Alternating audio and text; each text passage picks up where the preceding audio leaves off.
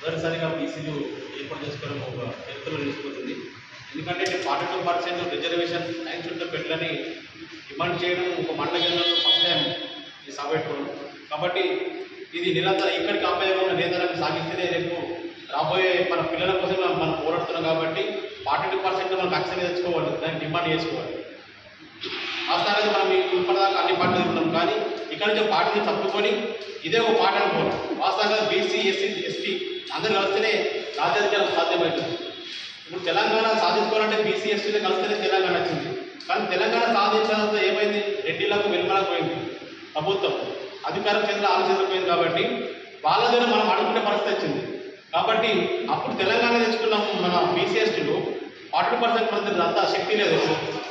కాబట్టి ఇది మన సొంత ఉద్యమం, బయట ఇంటి ఉద్యమం అనుకొని మనం నిరంతరంగా పోరాడితేనే అది సాధ్యమవుతుంది. కాబట్టి ఇక్కడ నుంచి అయినా అందరము బీసీలే కాకుండా ఎస్సీ ఎస్టీలు ఇలా కలుపుకొని పోతేనే రేపు ప్రభుత్వం దిగంచే పరిస్థితి ఉంటుంది. బీసీలతోనే కూడా సాధ్యమవుతుంది కాదు. కాబట్టి అన్ని ప్రజా సంఘాలను కలుపుకొని ధర్నాలు రాష్ట్రంలో చేస్తేనే ఆ కేంద్రము రాష్ట్ర ప్రభుత్వం దిగేస్తుంది. వాస్తవంగా అయితే మనము తెలంగాణ సాధన కోసము మన కేసీఆర్ ఏమన్నాడు? నీళ్లు నిధులు నియామకాలు అన్నాడు. కానీ ఇల్లు నియామకాలు వచ్చినాయి కాబట్టి మన దగ్గర 100 ఎకరాల భూములు లేవు. ఉన్న వాస భూములన్నీ ఆలకుండా నీళ్ళు ఆలకపోతున్నాయి. ఉద్యోగాలు వాళ్ళ ఇంటిపై ఉద్యోగాలు కూడా 3 ఉద్యోగాలు 4 ఉద్యోగాలు ఆలిపోయినాయి ప్రభుత్వం. కాబట్టి మనమే అందరూ కలిసి రేపు రాబోయే ఎలక్షన్లో కూడా మనమే వ్యక్తి, మన బీసీ ఎస్టీ వ్యక్తికే ఓటేయాలి. ఇప్పుడు కేసీఆర్ ఒకటి రేవంత్ రెడ్డి ఏమంటుండ్రు? మేము పార్టీ పరంగా బీసీలకు 40% ఇస్తామని అంటుండ్రు. కానీ మిగతా పార్టీలు ఇస్తారా? ఇయ్యారు కదా. అటు బీజేపీ ఏది, కాంగ్రెస్, ఇటు టీఆర్ఎస్ లేదు. ఎందుకంటే అక్కడ రెడ్డి వెళ్తారు కాబట్టి మన డబ్బు లేదు. కాబట్టి మన వ్యక్తి మళ్ళీ అదే రెడ్డికి వెళ్తాడు, వాళ్ళే జస్ట్ చేంజ్ అవుతారు. కానీ మన పేరుకు కాంగ్రెస్ వస్తుంటే ఎక్కువ ఇవ్వాలి. కాబట్టి మనం మళ్ళీ వాళ్ళకే చేతులు అధికారం పెడతాం. కాబట్టి ఎక్కడైతే మన బీసీ అయినా జేఏసీ నుంచి కూడా పోటీ వేయించి రేపు భవిష్యత్తులో ఎంపీటీసీ అయినా సరే ఏదైనా సరే మనం అందరం కలిసి పోరాడితేనే అది సాధ్యమైంది. కాబట్టి ప్రభుత్వాలు కూడా దిగొస్తాయి. కాబట్టి దీన్ని అందరం మనం అర్థం చేసుకొని అదేవిధంగా రేపు నవంబర్ 15 నాడు కామారెడ్డిలో బీసీ ఎస్టీ జేఏసీ బహిరంగ సదస్సు నిర్వహించబడుతుంది. Doctor Visharada Maharaj, high court chief justice Eshwaraiah sir, retired IAS Chiranjeevi sir, మన మోతే గ్రామం. వాస్తవంగా అయితే వీళ్ళందరూ ఒక జేఏసీ ఏర్పడేసారు మార్చిలో. దానికోసము అప్పుడు మన కామారెడ్డిలో రేవంత్ రెడ్డి అన్నాడు. ఆయన అన్నాడు ఏమన్నాడు? బీసీలకు 42% ఇస్తామని ఆయన నోటి మాట అన్నాడు. మనం అడిగిన రిజర్వేషన్లు కల్పించాలని జరుగుతున్న ఈ కార్యక్రమానికి వివిధ గ్రామాల నుంచి అట్లాగే ప్రజా సంఘాల వాళ్ళందరూ వచ్చినందుకు ముందుగా మీ అందరికీ కూడా వచ్చి మాట్లాడుతున్నారు. సరే, మనందరం ఈరోజు ఒక అంశం కోసం ఒక చోట కూర్చోవడానికి కారణమైన కాంగ్రెస్ పార్టీకి అయితే ముందు నేను ధన్యవాదాలు చెప్పదలుచుకున్నాను. ఎందుకంటే ఇంతకుముందు దర్పల్లి సాయి చెప్పినట్టు టాటా కాలేకర్ కమిషన్ కావచ్చు, ఆ తర్వాత వచ్చిన మండల్ కమిషన్ కావచ్చు, డిఎస్ రాములు రిపోర్ట్ కావచ్చు, ఇవన్నీ వచ్చిన సందర్భం లేదు. ఈరోజు 42% రిజర్వేషన్లు, అది కూడా కేవలం లోకల్ బాడీ ఎలక్షన్స్. మనం ఇది కూడా చాలా చాలా జాగ్రత్తగా ఆలోచించాల్సిన అంశం. ఆ రోజు 27% రిజర్వేషన్లు ఎందులో కావాలన్నాము? విద్య, ఉద్యోగ అవకాశాలలో అన్నింటిలో కూడా 27% రిజర్వేషన్ కావాలని ఆ రోజు ఉద్యమాలు జరిగి ఆ కమిషన్ వేసి అది కూడా అమల్లోకి రావడానికి 10 సంవత్సరాలు 20 సంవత్సరాలు. ఈ రోజు వచ్చిన కొత్త అంశం ఏంటంటే 42% రిజర్వేషన్ ఎందుకు అడుగుతున్నాం? అసలు ఎక్కడి నుంచి వచ్చింది ఈ రిజర్వేషన్ అనే అంశం? ఎక్కడి నుంచి వచ్చింది? ముందు మనం అక్కడి నుంచి మొదలవ్వాలి. డాక్టర్ బిఆర్ అంబేద్కర్ గారు రాజ్యాంగ రచన జరుగుతున్నప్పుడు రిజర్వేషన్ అనే అంశాన్ని ఎందుకు తీసుకొచ్చింది? ఎస్సీలకు కావచ్చు, ఎస్సీలకు కావచ్చు, బీసీలకు కావచ్చు, అసలు రిజర్వేషన్ అంశం ముందు రావడానికి కారణం ఏంటి? మనం అక్కడ ఆలోచిస్తే సామాజికంగా వెనుకబడిన వర్గాలన్నీ కూడా ఈ దేశంలో సరి సమానంగా గౌరవాన్ని పొందడం కోసం రిజర్వేషన్ కావాలని అందులో సామాజికంగా వెనుకబడిన వర్గాలు ఎవరు? ఎస్సీలు, ఎస్టీలు, బీసీ. మిగతా వర్గాలకు కావాల్సినంత ప్రివిలేజెస్, కావాల్సినంత గౌరవం వాళ్ళకు ఉంది. ఈ కింది కులాలకు సంబంధించిన వాళ్ళకి లేదు కాబట్టి వీళ్ళకి రిజర్వేషన్లు కావాలి అని చెప్పి మాట్లాడారు. మనం ఎందుకు ఈ అంశాన్ని మళ్ళీ మొదలు చూస్తున్నామంటే, ఈరోజు రిజర్వేషన్స్ గురించి మాట్లాడితే బయట మాట్లాడుతున్న చర్చలు ఎట్లున్నాయంటే, మీకు ఏం తక్కువ పడ్డదా రిజర్వేషన్లు కావాలంటున్నారు? ఎస్సీలు ఎమ్మెల్యేలు కాలేదా? ఎస్టీలు ఎమ్మెల్యేలు కాలేదా? బీసీలు ఎమ్మెల్యేలు కాలేదా? మంత్రులు కాలేదా? మరి వాళ్ళందరూ సంపాదించుకుంటున్నారు కదా, నీ పక్క బీసీ వారికి సహకరించట్లేదు, నీ పక్క ఎస్సీ వారికి సహకరించట్లేదు అనే అంశాన్ని మనం ముందు తీసుకొస్తుంది.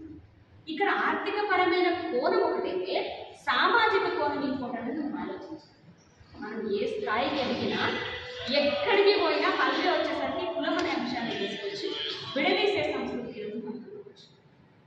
కాబట్టి ఆ రోజు బిఆర్ అంబేద్కర్ గారు ఏదైతే తీసుకున్న ఆలోచన ఉందో, ఈనాటికి ఆ వైపుగా సమాజంలో మార్పులు రావట్లేదు. కాబట్టే ఇంకా రిజర్వేషన్లు కొనసాగించమని అడుగుతున్నాం. ఇంకో ప్రధానమైన అంశం ఎందుకు ముందుకు వచ్చింది రిజర్వేషన్లు అంటే, జనాభాలో మేమెంతనో మాకంత రిజర్వేషన్లు కావాలి. ఇది నిజమా కాదా? ఎక్కడైనా ఇంట్లో మనం పంచుకునే దగ్గరనే సరిసమానంగా అందరికీ ఇద్దరు అన్నదమ్ములు ఉంటే సరిసమానంగా పంచుకుంటామంటాం. మరి అలాంటప్పుడు ఈరోజు ఇద్దరు అన్నదమ్ములు ఉండి, ఒక అక్క చెల్లెలు ఉండి, ఇన్ని రోజుల వరకు మహిళలకు అసలు ఆస్తులు ఇవ్వలేని పరిస్థితిలో ప్రభుత్వం మీద తీసుకొచ్చి మహిళలకు ఇవ్వాలని చెప్తుంది కదా. మరి అలాంటప్పుడు రిజర్వేషన్లో 56% ఉన్నాం మీరు తెలంగాణ రాష్ట్రంలో. ఇది ప్రభుత్వం ఇచ్చిన లెక్కలే, అది కూడా దాంట్లో చాలా తప్పులు ఉన్నాయి. అయినా 56% మంది ఈ తెలంగాణ రాష్ట్రంలో బీసీలు ఉన్నారు. ఎంత రిజర్వేషన్ ఇచ్చింది ప్రభుత్వం? 42%. 56% ఉన్న దాంట్లో కేవలం 42%. ఈ 42%కి ఇంత ఘోరమైన కొట్లాట జరిగితే రేపు మనకి 56% ఇవ్వాలంటే ఇంకింత కొట్లాట జరిగింది. మరి ఎందుకు అడుగుతున్నాం? కేవలం లోకల్ బాడీ ఎలక్షన్స్లో ఇది రాష్ట్ర ప్రభుత్వం తీసుకొచ్చింది. వాస్తవానికి ఈ రిజర్వేషన్ తెలంగాణ రాష్ట్రంలో విద్యలో రావాలి, ఉద్యోగాలలో రావాలి, విద్యా అవకాశాలు రావాలి, ఉద్యోగ అవకాశాలు రావాలి. ఎందుకంటున్నాం ఈ మాట అనంటే, ఎకనామికల్లీ వీకర్ సెక్షన్ ఇంతకుముందు అనే కదా, ఆర్థిక కోణంలో చూస్తే ఇది ఇంకో రకంగా కనబడుతుంది. ఆర్థిక కోణంలో చూసి ఏం చేశారు? ఎస్సీలు డెవలప్ అయ్యారు, ఎస్టీలు డెవలప్ అయ్యారు, బీసీలు డెవలప్ అయ్యారు. కాబట్టి ఈరోజు వెనుకబడిపోతున్న వాళ్ళంతా ఎవరు?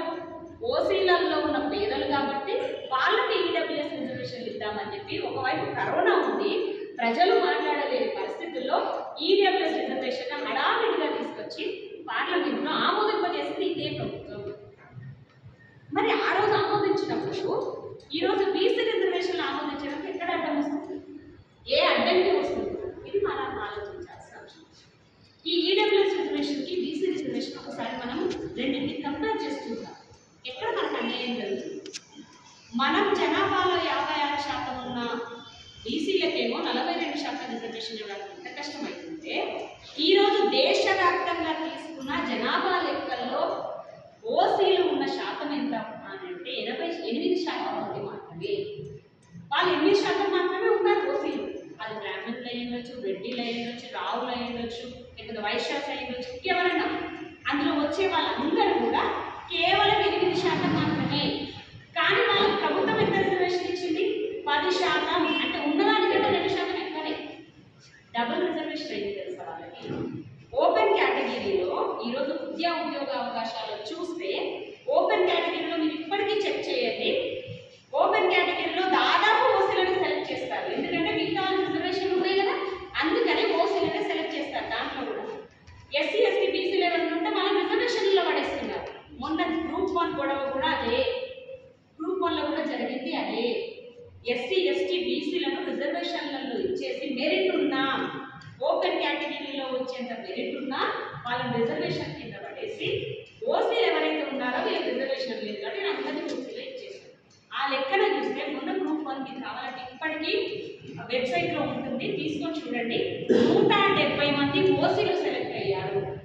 ఎంత? 573 పోస్టులలో 172 మంది ఓసీలు సెలెక్ట్ అయితే బీసీలు 203.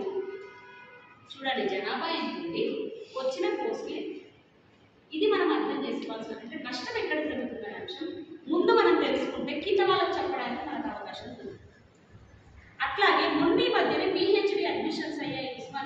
బీసీలో అది ఎక్కడైనా దాదాపు ఈరోజు అడ్మిషన్స్ అవుతున్న సందర్భంలో మనం ఒకవేళ చెక్ చేస్తే ఈడబ్ల్యూఎస్ కేటగిరీలో ఉన్న ఓసీలకు వచ్చిన మార్కులు ఎంత తెలుసా? 10 మార్కులు, 20 మార్కులు.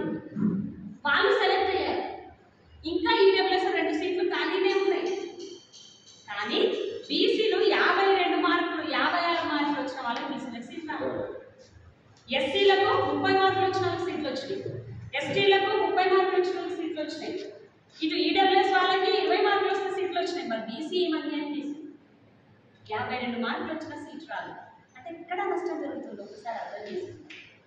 విద్యలో జరుగుతుంది, ఉద్యోగాల్లో అన్యాయం జరుగుతుంది. ఇక రిజర్వేషన్లు రాజకీయ రంగంలో పోతాం. రాజకీయంగా చూస్తే ఇప్పటి వరకు భారతదేశ చరిత్ర తీసుకోండి, ఎంతమంది బీసీ ప్రధానమంత్రి అయ్యారు, ఎంతమంది బీసీలు కేంద్ర మంత్రులు అయ్యారు. మన ఆంధ్రప్రదేశ్ తెలంగాణ రాష్ట్రంలో తీసుకుంటే ఎంతమంది బీసీలు ఈరోజు ముఖ్యమంత్రులు కాగలిగారు, ఎంతమంది మంత్రులు కాగలిగారు, లెక్కలు ఒకసారి తీద్దాం.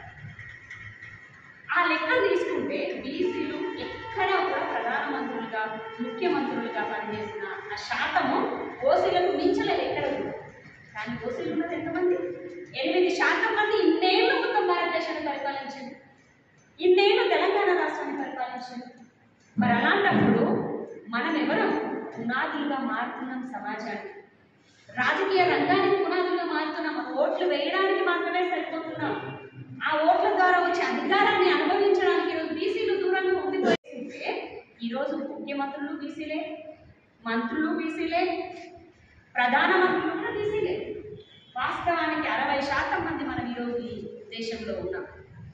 ఇట్లా జరుగుతున్న అన్యాయం ఒకవైపు మనం ఆలోచిస్తూనే ఈరోజు వస్తున్న 42% రిజర్వేషన్ వస్తున్న అడ్డంకులను చర్చించుకుందాం ఒకసారి. అన్యాయం ఎక్కడ జరుగుతుందో మనందరికీ తెలుసు. ఇంకోటి సామాజికంగా జరుగుతున్న అన్యాయంలో మీరు ఇప్పటిదాకా చెప్పిండ్రు, కులాల మధ్య వస్తున్న కొట్లాటలలో కావచ్చు, మిగతా వాటిలో కావచ్చు, విలేజ్ కమిటీల నుంచి మనందరినీ బహిష్కరిస్తున్న పరిస్థితులు మనం చూస్తే పై వైపు చూస్తేనేమో ఓసీలు ఉన్నారు, కింద వైపు చూస్తేనేమో ఎస్సీ ఎస్టీలు ఉన్నారు. ఇటు ఏం మాట్లాడినా వీళ్ళ నుంచి మనకు అట్రాసిటీ కేసులు పడతాయి బీసీల పైన. పైన వాళ్ళేమో నువ్వు బీసీలో నువ్వు మా దగ్గర రాడు వాడు తొక్కేస్తాడు. అద్దెలు ఉన్నాడు ఏం కావాలి? అడకత్తలో పోక చెట్టారు అంటారా? అడకత్తలో పోక చెట్టారు. ఇటు నుంచి ఒత్తిడి, ఇటు నుంచి ఒత్తిడి. బతకలేము, కిందకు పడలేము, పైకి పోలేము, ఎక్కడికి పోలేని పరిస్థితి బీసీలో. సామాజికంగా చూసుకున్నా, రాజకీయంగా చూసుకున్నా, ఆర్థికంగా చూసుకున్నా, విద్యాపరంగా చూసుకున్నా అన్ని రంగాల్లో ఈరోజు భారతదేశాన్ని నడిపిస్తున్న బీసీలు వెనకబడిపోతున్న పరిస్థితి. దీనికి పరిష్కారం ఏంటి? రిజర్వేషన్ మాత్రం పరిష్కారం. ఒక్క రాజకీయ రంగంలోనైనా రిజర్వేషన్లు కాదు, అన్ని రంగాల్లో రావాలి. రాజకీయ రంగంలో కేవలం నువ్వు లోకల్ బాడీ ఎలక్షన్స్లో ఇస్తే ఏం లాభం ఉంటుందా? సర్పంచ్లం అయితే మేము ఊరు మట్టుకు మేము నిర్ణయాలు తీసుకుంటాం, అందులో మేము మార్చేది ఏమీ లేదు. సర్పంచ్లం అయితేనేమో ఎంపీకి ఇస్తాము, జడ్పీకి ఇస్తాము. ఇది మీ కింద పనిచేయడం కోసం, పైన ఉన్న మంత్రుల కింద ముఖ్యమంత్రుల కింద పనిచేయడం కోసం మేము బండ్రోతులుగా ఉండాలి. మళ్ళీ కేవలం కింద ఇచ్చిన రిజర్వేషన్స్ చూసుకుంటే అన్ని రకాలైన రాజకీయాలలో కూడా బీసీలకు రిజర్వేషన్స్ ఇవ్వాల్సిందే. ఎందుకు ఇవ్వాలనుకున్నాం? మేమంత జనాభా ఉన్నాం, మేమేమో ఓట్లు వేసుకుంటాం కాబట్టి మాకు ఇవ్వాల్సిందని అడుగుతున్నాం. అది మన డిమాండ్ తప్పేం కాదు కదా. ఒకటి, ఈరోజు కేంద్ర ప్రభుత్వం తీసుకొస్తున్న ఒక 2 అంశాలు మనం ముందడుతుంది. ఏమంటుంది కేంద్ర ప్రభుత్వం అంటే, కేంద్ర ప్రభుత్వమా లేకపోతే కొంతమంది శక్తులా మాట్లాడే మాటలు ఏంటంటే, బీసీలలోనంట మైనారిటీలను మీరు ఎందుకు చేర్చిండ్రు? ఇది ప్రధానమైన చర్చ. దీని వెనకాల చాలా పెద్ద కుట్ర దాగింది, పెద్ద రాజకీయం దాగింది. ఇది మనం అర్థం చేసుకోకపోతే ముందుకెళ్ళలేదు. మైనారిటీలను ఈరోజు కొత్తగా చేర్చిండ్రా? నాకు తెలిసి దర్పల్లి సాయికి మైపాలన్నకు ఐడియా ఉంటుంది. ఇలా కొత్తగా మైనారిటీలు చేర్చిండ్రా బీసీలలో? ఎన్నో ఏళ్ళ మా పిల్లలు వేరు సైడ్ కాబట్టి ఎక్కడ వాళ్ళు అక్కడ ఉన్నారు. నేను ఇంత రోడ్డు మీద నలుగురిలో మీతో తిరగలుగుతాను. కాబట్టి ఈ ఉద్యమం అనేది మొట్టమొదలు ఎవరైనా కూడా తన ఇంటి నుంచే స్టార్ట్ చేయాలి. ఇల్లు కాగానే వాడ, వాడ కాగానే ఊరు, ఊరు కాగానే మండలం, మండలం కాగానే జిల్లా. మొదటి నుంచి కూడా ఈ పర్టికులర్ ఏం చెప్తుందంటే ఎప్పుడు కూడా మీది మీరు అంచనా తప్పు చేసుకోకండి దయచేసి. ఖచ్చితంగా మనం అందరం ఏమంటారు, దొడ్డు ఉదాహరణ, పులి సింగిల్గా వస్తుంది, పందులు గుంపులుగా వస్తాయి అనే టైప్ ఉంటుంది. మండలాంటి ఇప్పుడు ఉన్న వాళ్ళందరూ పులులే. ఇక్కడ మండలం అంతా కూర్చుంటే 30 మంది 20 మంది కావచ్చు, కానీ ఒక్కొక్కరు ఒక పులిగా భావించవలసిందే. ఆ పులి టైపులనే మనం ఏదైనా కూడా ఆ ఉద్యమాన్ని ఉవ్వెత్తున లేపడానికి అందరం ప్రయత్నం చేయవలసిందే. ఇదానికి ఎస్సీలు కానీ ఎస్టీలు కానీ కొందరు రెడ్డిలు కూడా ఇప్పుడు రేవంత్ రెడ్డి ఉన్నాడు 42% పెట్టిండు, అయినా రెడ్డి కావచ్చు, పెట్టిరు కూర్చున్నారు. వెల్మదూరులు అడ్డం రావచ్చు, రెడ్డిలు అడ్డం రావచ్చు, ఇంకా మోడీ అడ్డం రావచ్చు, రాజకీయాల్లో ఎవరైనా అడ్డం రావచ్చు. కానీ దాన్ని మనం అమలు చేసుకోవాలంటే మనందరికీ చూసుకోవాల్సింది బీసీ నాయకత్వాలు, బీజేపీలో ఉన్న వాళ్ళు కానీ, కాంగ్రెస్లో ఉన్న వాళ్ళు కానీ, టీఆర్ఎస్లో ఉన్న వాళ్ళు కానీ, ఎంఐఎంలో ఉన్న వాళ్ళు కానీ, ఇదంతా మనం చూసుకోవాల్సిన పని. మన ఒక లీడర్ అన్నారు ఒక ఆయన, ఎందుకు రిజర్వేషన్ అని చెప్పేసి బీజేపీలో ఉన్న లీడర్. ఎంత బాధ అనిపించిందంటే, అరే మీరు ఎందుకు అట్లా మాట్లాడుతున్నారు? రాజకీయాలు వేరు, మీరు రాజకీయాల్లో బీజేపీ వాళ్ళే పైకోండి, వాళ్ళు అద్దట్లేదు, కాంగ్రెస్ వాళ్ళే పైకోండి, మేము అద్దటలేదు, టీఆర్ఎస్ వాళ్ళు కూడా పైకోరు అద్దటలేదు. కానీ బీసీలకు రిజర్వేషన్ ఎందుకని మాట్లాడే లీడర్ ఎంత బాధ అనిపించిందంటే, చాలా మూర్ఖత్వంగా మాట్లాడే వ్యక్తి తయారైంది పార్టీలో. కాబట్టి దీన్ని మీరు అందరూ దయచేసి గమనించి మనందరం ఒక యూనిటీగా ఉండి దర్పల్లి మండలంలో మీ ఇప్పుడు పెద్దలు మన వయసులో చిన్నోడైనా కూడా మైపాల్ గారు చెప్పారు, ఫస్ట్ బస్సు నడాలంటే డ్రైవర్ ఉండాలి, కండక్టర్ ఉండాలి, క్లీనర్ ఉండాలి, అందరూ ఉండాలి, అయితేనా బస్సు ఉండలేదు. మరి ఆ బస్సులు అందరూ కూర్చుంటారు 60 మంది, వాళ్ళు నడిపియాలని ఎవరైనా సరే డ్రైవింగ్ వచ్చిన లోపల నడిపి 60 మందికి నడిపియాలంటే 60 మంది నడిపించుకున్నచ్చు, కానీ బాధ్యత తీసుకుని నడిపించే లోపల ఉండబడుతుంది, ఒకటి టికెట్లు ఇవ్వబడుతుంది, మంది నేర్చుకోబడుతుంది. కాబట్టి దీనికి కూడా ఒక స్టీరింగ్ కమిటీని కూడా ఈ ఇప్పుడు మేడం గారు మాట్లాడిన తర్వాత ఒక స్టీరింగ్ కమిటీని కూడా మనం ఏర్పాటు చేసుకున్నాం. ఆ స్టీరింగ్ కమిటీలో కూడా కన్వీనర్ కానీ, కో కన్వీనర్ కానీ, లేకపోతే సభ్యులు కానీ ఒక 5-10 రోజులు పెట్టుకొని అందరం ఉండి మరి దాన్ని ఈ ఉద్యమాన్ని ఎట్లా ముంబడికి తీసుకపోతే బాగుంటుంది అనేది కూడా మనం ఒక బేస్ తయారు చేసుకుందాం. ఆ బేస్ కూడా మీరు ఉన్నోళ్ళు కూడా ఇక్కడ ఉన్నోళ్ళు ఇంకొక ½ అంతా కార్యక్రమం అయిపోతుంది. కాబట్టి దయచేసి మొత్తం అయిపోయేదాకా ఈ స్టీరింగ్ కమిటీ ఏర్పడేదాకా అందరూ స్టీరింగ్ కమిటీని ఏర్పాటు చేసుకుని వెళ్తే ఏ రోజు ఏం పని చేద్దామనండి. ఇప్పుడు ఆల్రెడీ ఇష్టాల్లో పేర్లు రాశారు, సంతకం చేసిన తర్వాత ఉందమ్మ రాశారు, అందరికీ ఫోన్ చేస్తారు. దీన్ని ఇక్కడ నడిపించడానికి కూడా ఒక బాబు ప్రశాంత్ అనే బాబు మన దర్పల్లి ప్రశాంత్ సార్ ఈ బాబు ఇది మన అందరికీ ఇది వాట్సాప్ పెట్టి దీన్ని ఆపరేటింగ్ చేసే బాధ్యత కూడా ప్రశాంత్ వేయడం. ఈ జేఏసీలో మన 30 మందినే కాదు, ఇంకా 3,000 మంది 3 లక్షల మంది వచ్చినా కూడా అందులో అందరికీ వాట్సాప్ పెట్టి ప్రతి ఒక్కళ్ళకు ఉద్యమం పెట్టిపోతుంది, మనం ఏం చేద్దాం అనేదాన్ని దాన్ని చేస్తారు.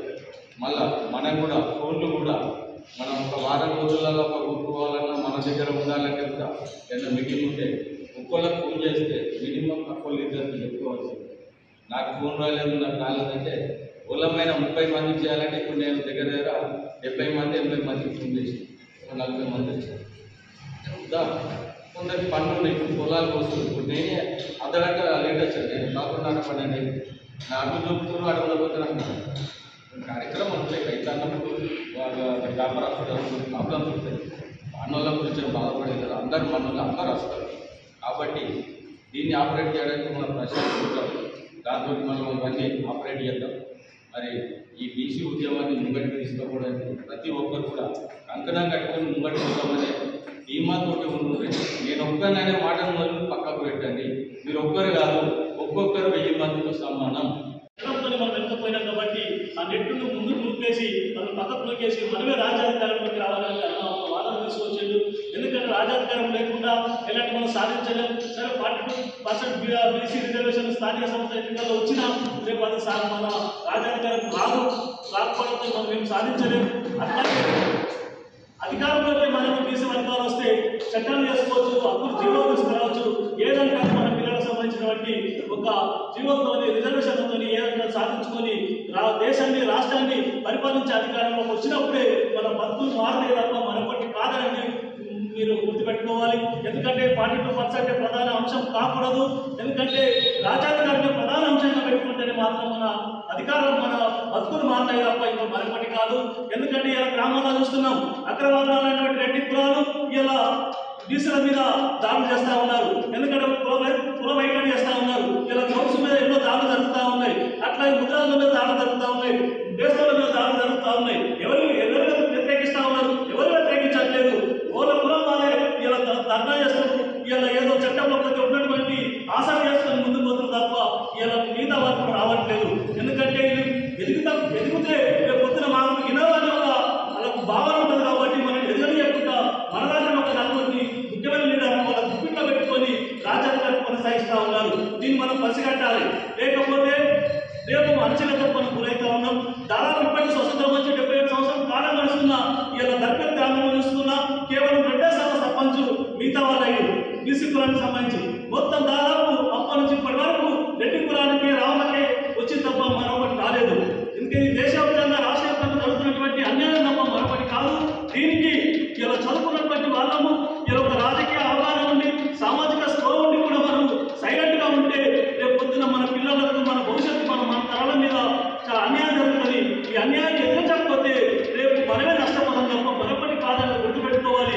ఎందుకంటే పరోక్ష దోపిడీ ప్రత్యక్ష దోపిడీ కనబడుతుంది కానీ పరోక్ష దోపిడీ కనబడదు. ఎందుకంటే మనం ఇక్కడ మానవంతం చూస్తూ ఉంటే నిన్న నుంచి చేసి దానికి సమావేశం ఏర్పడేద్దామంటే ఇలా ఎంతో కుంజాలను చూస్తూ ఉన్నాం. ఇలా చేసి గర్భంగా కూడా చాలా మంది ఇలా ప్రయత్నం చేసిరు. కానీ వాళ్ళన్నింటినీ అడ్డు పెట్టేసి ఇలా మనం ఒక ఛాలెంజ్గా తీసుకొని ఇలా నిర్వహించుకున్నామంటే ఎన్ని అడ్డాలు ఉన్నాయో మనకు తెలుసు. ఇలా పోలీసు వాళ్ళు అడుగుతా ఉన్నారు, ఎంతమంది వస్తారు, ఎంతమంది ఏమేమి చేస్తారని కూడా మనం ఇబ్బంది పెడతా ఉన్నారు. ఇవన్నీ తక్కువ చేస్తున్నామంటే మనకు ఒక తపన ఉంది, ఒక రాజ్యాంగం సాధించాలని తపన ఉంది, మన జీవితాలు మారాలి, మన బతుకులు మారాలి అని ఒక ఆలోచనతో ముందుకు పోతున్నాం. కాబట్టి మనం ఎంతమంది అనేది కాదు, ఎంత ధైర్యంగా ఉన్నామనేది కావాలి, ఎంత ఒక సబ్జెక్ట్ నారాయణతో ముందుకెళ్ళాలి.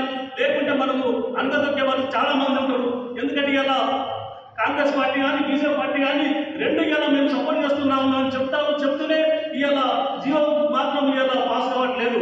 ఎందుకోసం?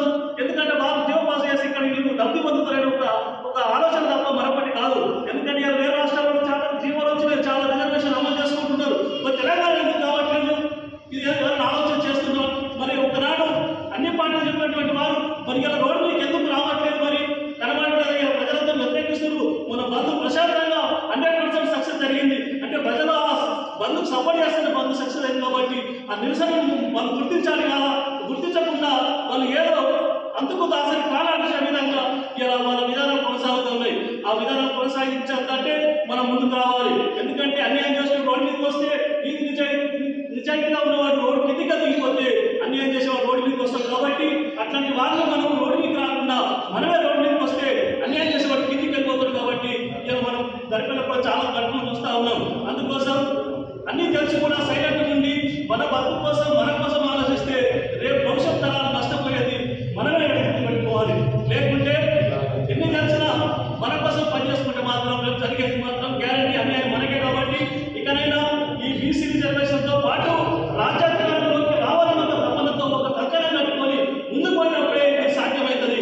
అందుకోసం ఇలా 30 మంది ఇక్కడ ఉన్నామంటే ఒక 3000 మంది అనేది అనుకోవాలి. ఎందుకంటే ఇలా మీటింగ్ పెడుతున్నామంటే చాలా మంది ఇలా అడ్డుకోవడం జరిగింది.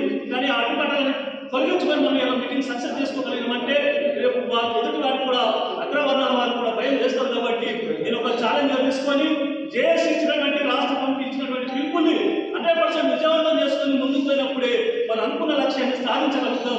దీనికి మీరందరూ సంసిద్ధత కావాలని కోరుతూ మన ముఖ్య అతిథిగా వచ్చేసినటువంటి ప్రొఫెసర్ సరిత గారు మానవ హక్కుల సంఘం జిల్లా అధ్యక్షురాలు మాట్లాడవలసిందిగా కోరుతాను.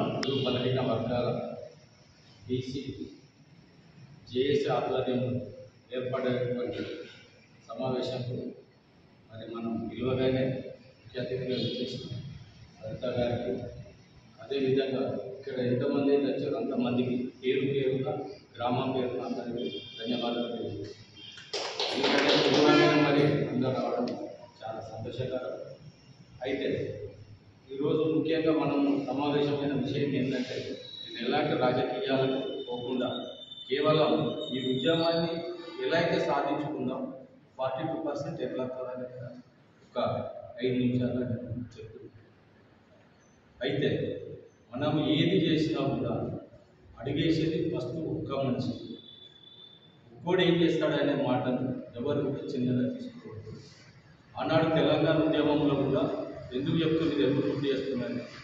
మేము 98లో సూర్యాపేటకు పోయి హైదరాబాద్ పోయినాం. ఫస్ట్ చెన్నారెడ్డి అని మహబూబ్నగర్ జిల్లా అయినా తెలంగాణ కోసం అప్పుడు ఎవరైతే చంద్రబాబు నాయుడు ముఖ్యమంత్రి అనుకుంటారు, అప్పుడు ఐడియా ఉంది. అక్కడ సమావేశం పెడితే మేము పోయింది. ఆ సమావేశం తర్వాత మళ్ళీ సూర్యాపేటలో ఢిల్లీ లలితక్క వాళ్ళు, తర్వాత మన గద్దార్ గారు అక్కడ ఒక మీటింగ్ పెట్టినప్పుడు మేము పోయింది. మన జిల్లా నుంచి ఇద్దరమే పోయింది. ఏ సూచకి అంటే నాకు ఐడియా ఉంది. తర్వాత అక్కడంతా అంత దూరం పోకుండా కూడా కేసీఆర్ తెలంగాణ ఉద్యమం పెట్టినట్టు కూడా మన జిల్లాలో 3 వెహికల్స్ పోయింది. జిల్లాలో అంటున్నారు. అందులో ఒక వెహికల్ మన దర్పల్లి నుంచి పోయింది. ఆ దర్పల్లిలో మేము 4 వెహికల్ పోయింది. మేము పోయినప్పుడు అన్నారు చాలామంది, ఒక్కరు పోయి ఏం చేస్తారు, ఏం మాట్లాడరు. నర్సయ్య అప్పుడు నేను జర్నలిస్ట్. ఈ నర్సయ్య ఒక్కడు పోగానే మొత్తం మీద ఉద్యమం నర్సయ్య ఒక్కడితోటి కాదు, ఎవరొక్కరితోటి కాదు, ఒక్కొక్కరే మనం అడిగేసేది. ముంగట నడిచేది ఒకటే. 100 రూపాయలు కావాలన్నా, 1 కోటి రూపాయలు కానీ ఒకటే రూపాయి వస్తుంది. ఆ 1 రూపాయి అయితేనే 100 కోట్లు, లక్షల కోట్లే. అది ఒక్కటి చాలా గుర్తేది కాదు. నేను ఒక్కరిని అని అనుకోకండి దయచేసి. ఒక్కరొక్కరే ఒక్కొక్క రూపాయి కోట్ల రూపాయలు. కాబట్టి మనందరం ఈ ఉద్యమాన్ని ఛాలెంజ్గా తీసుకొని ఊరుకు వాడవాడకు నేను ఒక్కరిని ఏం చేస్తానని అనుకోకండి. మనం ఒక్కళ్ళ 10 మందికి ఇద్దరు చెప్తారు, మన ఇద్దరు ఇంకొక ఇద్దరు చెప్తారు, ఊరు వాడ మొత్తం లేచిపోతుంది. కాబట్టి తెలంగాణ ఉద్యమంలో మేము తిరిగినాం, చేసినాం, అన్నీ చేసినాం. ఓసారి చెప్పుకుంటే బాధ కూడా అనిపిస్తుంది. తెలంగాణ తెచ్చినాం, అన్నీ చేసినాం.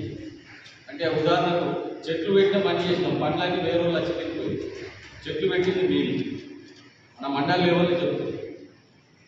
జిల్లాలో కాదు మండలంలో కూడా ఎవరైనా తెలంగాణ ఉద్యమానికి నీళ్ళు పోసిన రోజులు అంటే ఫస్ట్ చెప్పేది నా పేరు చెప్తారు. ఆ రోజు కూడా మేము గాంధీ కాడ నిలబడి మైక్ పట్టి మాట్లాడి 2001. కాబట్టి మనం చెట్లు పెట్టచ్చు, కానీ నేనేం కాలేదు. అందరు లీడర్ అయినా అందరూ కేసీఆర్ అసలు అగ్రవర్ణాలలో పెద్ద పెద్దలకు చిన్న చిన్న అందరూ పదవులు సంపాదించారు, డబ్బులు సంపాదించారు. బీసీ రిజర్వేషన్ సంబంధించి సమావేశానికి వచ్చేసినటువంటి మీ అందరికీ కూడా, అట్లాగే ప్రొఫెసర్ గారికి కూడా ప్రత్యేక కృతజ్ఞతలు తెలియజేస్తూ, గత కొన్నేళ్లుగా బీసీలకు రిజర్వేషన్ కావాలని చెప్పేసి అనేక ఉద్యమాలు చేయడం జరిగింది. ఆ ఉద్యమాలు కూడా ఇంకా కొద్దిగానే ఊపందుకొని వచ్చినాయి. ఇంకా ముందుకు ఇంకా రావాలి. చాలామంది బీసీలకు ఏమైపోయింది అంటే, మేము బీసీలకు మాకు రిజర్వేషన్ అనేది కావాలి, మాకంటూ మేమంటూ ఒక రాజ్యాధికారాన్ని కానీ మిగతా సామాజికంగా, రాజకీయంగా, ఆర్థికంగా అన్ని విధాలుగా మేము ఒక ముందంజలో ఉండాలని చెప్పేసి ఒక ఆలోచన మాత్రం మన దాంట్లో చాలామంది కలగట్లేదు. అది వాళ్ళ ఆలోచన విధానాలే అక్కడి వరకు ఉన్నాయా, లేకపోతే పైన ఉన్నటువంటి పాలక వర్గాలు అక్కడి వరకే ఆపాలని చెప్పేసి వాళ్ళు అక్కడి వరకే ఆలోచించాలని చెప్పేసి చేస్తున్నటువంటి కుట్రలు గిట్ల జరుగుతున్నాయా అనే విషయాన్ని కూడా మనం ఒకసారి ఆలోచన చేసుకోవాలి. అట్లాగే ఇవాళ బీసీకి 42% రిజర్వేషన్ కావాలని చెప్పేసి అనేక చోట్ల ఇప్పుడు దాదాపు నిజామాబాద్ జిల్లాలే కాకుండా కామారెడ్డి జిల్లా, తెలంగాణ రాష్ట్ర వ్యాప్తంగా అన్ని చోట్ల కూడా అనేక ఉద్యమాలు లేవాలి. బీసీలంతా ఐక్యం కావాలి. బీసీలు ఒకటే కాదు, ఎస్సీ, ఎస్టీ, మైనార్టీలు కూడా వీళ్ళందరినీ కూడా కలుపుకొని మనం ఈ ఉద్యమాన్ని అనేది ముందుకు తీసుకెళ్తే మాత్రం మనకు కంపల్సరీగా బీసీలు 42% రిజర్వేషన్ అనేది వస్తుంది. మన కేంద్ర ప్రభుత్వానికి మెడలు వచ్చారంటే కేంద్ర ప్రభుత్వం ద్వారా మనకు బీసీ రిజర్వేషన్ బిల్లులు మనం పాస్ చేయించుకోవాలంటే మాత్రం కంపల్సరీగా మనం ఐక్యం కావాలా. ఐక్యంగా ఉద్యమాలు నిర్వహిస్తేనే ఈ బీసీ ఉద్యమం రిజర్వేషన్ అనేది సాధ్యమవుతుంది. కాబట్టి మనం అందరం కూడా ఆ దిశగా ఆలోచన చేసి మనం అందరం ఇంకా ముందు ఎలాంటి నిర్ణయాలు తీసుకోవాలి, ఎలాంటి కార్యక్రమాలు తీసుకోవాలని వాటిపైన మనం ఒకటి నిలువరించలేక మేము చాలా అగచాపడ్డాము. కేసులు ఇప్పటికి కూడా మేము మోస్తూ ఉన్నాము. కనుక అంటే నా వ్యక్తిగతంగా నేను ఎందుకు చెప్తున్నానంటే, ఉదాహరణగా కొన్ని చోట్ల ఎందుకు చెప్తున్నానంటే, నేను వ్యాపారం చేయాలనే తపనతో, అంటే ఎవరికి పోటీ కాదు, మాకు మేమే పోటీ, కానీ వ్యాపారం చేయాలనే కోరికతో మా పిల్లలు కొంత ముందుకు తీసుకెళ్ళాలనే ఆలోచనతో వ్యాపారం చేయాలనుకున్నాము. వాళ్ళతో అయితే పోటీ పడి గెలిచే సమయంలో వాళ్ళ ఎంతో వాళ్ళకు బలమైన వ్యక్తులు. ఇది ఒక ముద్రాజులకే కాదు, చాలా కులాల వెనుకబడ్డ వ్యక్తులకు కూడా మెల్లిమెల్లిగా మాకు అవగాహన జరుగుతుంది. బయటికి రాకపోవచ్చు, కనిపించకపోవచ్చు. అట్లాగే మా ముదిరాజులు వ్యాపారంలో వెనుకబడ్డారు. కొన్ని చదువులో మంచి ర్యాంకులో ఉన్నా కూడా ఉద్యోగాలు రాలేని తీసుకోలేని స్థితిలో ఉన్నాము. అట్లాగే వ్యాపారం ఉద్యోగంలో కూడా మేము వెనుకబడ్డాము. కనీసం ఈ 45% రిజర్వేషన్ మాకు అనుకూలంగా వస్తుందా అంటే 30% కలిగిన మేము కూడా రాజకీయ పరంగా కూడా ఎన్నో ఒడిదొడుకులు ఎదుర్కొంటున్నాము. ఆ రాజకీయ పరంగా మాలో ఎమ్మెల్యేలు ఉన్న మంత్రులు ఉన్నా కూడా అది మా దాకా రాకుండా నివారించే కొన్ని కుట్రలు కూడా జరుగుతున్నాయి. అదందరికీ విదితమే. కానీ అందరికీ తెలిసి కూడా ఎవరు ఏం చేయలేని పరిస్థితుల్లో ఉన్నామంటే మనం అందరం కలిసి జేఏసీగా ఏర్పడడం చాలా సంతోషం. బీసీలమై అందరం ఒక గొంతుతో మనం పోరాడగలిగితే ఖచ్చితంగా మనం అన్ని లక్ష్యాలు చేరుకోగలుగుతాము. అట్లాగే నేను మొదలు కృతజ్ఞతలు చెప్పవలసిన వ్యక్తుల్లో చాలా ధన్యవాదాలు. మా గ్రామానికి రావడం, ఈ మొదటి సమావేశానికి మీరు ముఖ్య అతిథులుగా రావడం చాలా ధన్యవాదాలు, చాలా కృతజ్ఞతలు. చాలా సమస్యలు ఉన్నాయి. ఆ సమస్యల్ని ఇలాంటి వేదికల్లో మా గొంతులో మేము వినిపించుకోవడం చాలా సంతోషకరంగా ఉంది. మేము ముందు ఒకసారి మా బాధలు చెప్పుకుంటే తీరిపోని బాధలు ఇవి చాలా ఉన్నాయి. అవి ఒక్కొక్కరు ఒక్కొక్క రూపంగా చెప్పుకుంటాము. దానికి సరైన విధానంలో అవకాశాలు కల్పించవలసిందిగా మేడం గారిని కానీ రాష్ట్ర ప్రభుత్వాన్ని కానీ కోరుకుంటున్నాను. Thank you. విద్యార్థులంతా కూడా ఈరోజు బీసీ రిజర్వేషన్ లేకపోవడం వల్ల ఉద్యోగపరంగా ఆర్థికపరంగా కూడా నష్టపోతూ ఉన్నారు. ఇలాంటి విషయాలు వాటిపైన స్ఫూర్తి లేకపోవడం ద్వారా ఈ బీసీలంతా కూడా అగ్రవర్గాలకు చెందినటువంటి వాళ్ళందరూ కూడా ఓట్లు వేసి వాళ్ళని మన భుజాలపై మోసినటువంటి విషయం ప్రతి ఒక్కరు తెలియాల్సిన అవసరం ఎంతైనా ఉంది. ఈరోజు ఈ యొక్క సమావేశం ఉద్యమ స్ఫూర్తి అనేటువంటిది ఇప్పుడు ముందు కూడా వస్తూ ఉంది. మనము పిలిస్తే రావడం కాదు, తెలిస్తే రావాలన్నటువంటి స్ఫూర్తితోటి ఉద్యమాల కోసం అందరూ కూడా ఆరాటపడాలి. ఈ బీసీ ఉద్యమాన్ని కూడా ప్రతి ఒక్క కుటుంబంలో ఉన్నటువంటి విద్యార్థులు కానీ, నాయకులు కానీ, అలాగే కుటుంబ సభ్యులంతా కూడా ఏకతాటిపై రాబోయేటటువంటి ఈ యొక్క బీసీ ఉద్యమాన్ని కూడా అందరూ కూడా ప్రతి ఒక్కరు కూడా క్రమవంత బాధ్యతగా స్ఫూర్తిని కోరుతామన్నాను. అలాగే ఎవరైతే చదువుకున్న మేధావులు ఉన్నారో ఈ యొక్క బీసీ రిజర్వేషన్ వల్ల ఎలాంటి ఉపయోగాలు ఉన్నాయి, మన జనాభా సంఖ్య ఎంత ఉంది, మనం దేనికోసం కొట్లాడుతూ ఉన్నాం, ఈ 42 రిజర్వేషన్ ఎందుకోసం మనకు కావాలనే విషయాలపైన మనం చర్చించుకోవడానికి ఒక వేదిక మనం ఏర్పాటు చేసుకోవడం జరిగింది. ఇందులో తెలిసిన వాళ్ళు తెలియని వాళ్ళకు చెప్తా ఉంటే ఇది ఒక ఉద్యమం. ఈరోజు రోడ్డుపై ఎక్కి ధర్నా చేసినటువంటి మీరు మాకిచ్చేది మాకు మేమే కొట్లాడి అత్యధిక జనాభా ఉన్నటువంటి మేధావులు మేము సాధించుకున్నటువంటి దానిపైన ఏకతాటిపై ఈరోజు మనం సభలు ఏర్పాటు చేస్తున్నాం.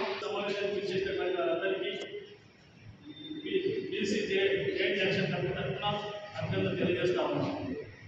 ఈ సమావేశానికి ముఖ్య అతిథిగా అసిస్టెంట్ ప్రొఫెసర్ అట్లాగే మానవ హక్కుల కమిటీ జిల్లా అధ్యక్షురాలు సరిత గారు భక్తంగా రావడం జరిగింది.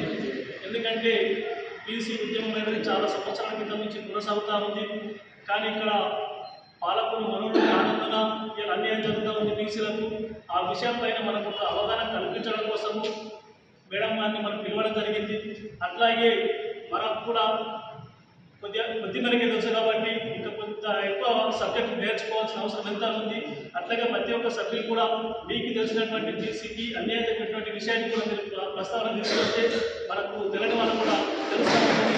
ఒకరికొకరు షేర్ చేసుకొని మన ఉద్యమాన్ని భవిష్యత్తులో ఎట్లా ముందుకు తీసుకెళ్ళాలి, ఉద్యమము ఎంత ఉధృతంగా చేస్తే రేపు బీసీ దాకా ఉద్యమం మీద కేంద్ర రాష్ట్ర ప్రభుత్వాల ప్రభావం పడే విధంగా చేయాలి. లేకుంటే ఏదో అంతకు చేసుకొని విరమించుకుంటే బాగుండదు. ఎందుకంటే తెలంగాణ ఉద్యమం 11-12 సంవత్సరాలు విరమం లేకుండా జరిగింది. ఈ ఉద్యమం కూడా అట్లాంటిదే. దీనికోసం మనం కూడా ఉద్యమాన్ని విరమం లేకుండా ఉద్యమం చేయాలి. ఒక పిలుపు తప్ప ఒక పిలుపును ఎప్పటికప్పుడు తీసుకుంటూ మనమే నిర్ణయం తీసుకుంటూ అట్లాగే చేసి ఇచ్చినటువంటి పిలుపును కూడా మనం ఎప్పటికప్పుడు ముందుకు తీసుకొస్తూ ప్రతి కార్యక్రమాన్ని విజయవంతం చేసుకొని మన బీసీకి అన్యాయం జరిగినటువంటి దాన్ని తీసేసి బీసీకి 42% రిజర్వేషన్ వచ్చే వరకు విరమం లేకుండా పోరాటం చేద్దాం, మేము కొనసాగిద్దాం. ఇప్పుడు మరి మన సమావేశాన్ని ప్రారంభించుకుందాం. మరి ఒక్కొక్కరు మాట్లాడితే బాగుంటుంది తెలిసిన వారు.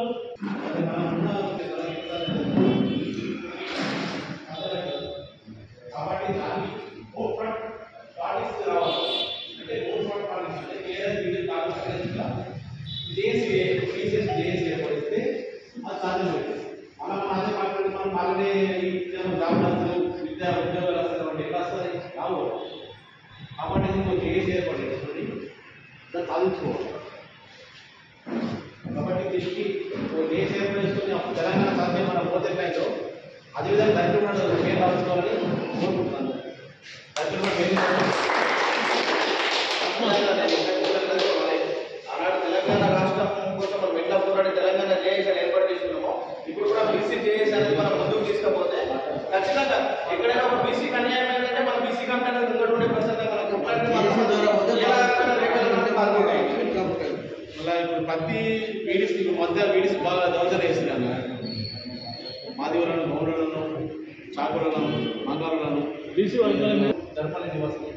అయితే ఈరోజు ముఖ్యంగా ఈ యొక్క బీసీ ఉద్యమం అనమాట లేవనటువంటి కార్యక్రమానికి మద్దతు ఇవ్వడానికి కోసం వచ్చినటువంటి బీసీ యువకులు, మేధావులు, ఉన్నతమైన వర్గాలు కాకుండా అగ్రవర్గాలను కాకుండా ఇప్పటికీ ఈ బీసీ ఉద్యమాల కోసం స్ఫూర్తినివ్వడానికి కోసం ఆరాటపడుతూ ఎప్పుడైతే ఈ ఆటంలో కానీ ఉద్యోగపరంగా వెనుకబడినటువంటి ఎవరైతే వర్గాలు ఉన్నాయో ఈరోజు అంతా కూడా ఏకతాటిపై ఈ యొక్క బీసీ ఉద్యమాన్ని స్ఫూర్తి ఇవ్వడానికి కోసం ఈరోజు సమావేశం ఏర్పాటు చేయడం జరిగింది. అట్లాగే ఇక్కడ ఉన్నటువంటి మేధావులు ఎవరైతే చదువుకున్నటువంటి మేధావులు ఉన్నారో ఇంకెక్కడ సిటీలలో కానీ కాంపిటేటివ్ ఎగ్జామినేషన్లో కానీ ఉన్నతమైన చదువుతున్నటువంటి విద్యార్థులంతా కూడా ఈ యొక్క రిజర్వేషన్ బీసీ రిజర్వేషన్ లేకపోవడం వల్ల ప్రతి డిపార్ట్మెంట్లో కూడా అంగారిపోతా ఉన్నారు. వేల సంఖ్యలో అట్లాగే వందల సంఖ్యలో ఉన్నటువంటి ర్యాంకు సాధించడం కూడా ఉద్యోగపరంగా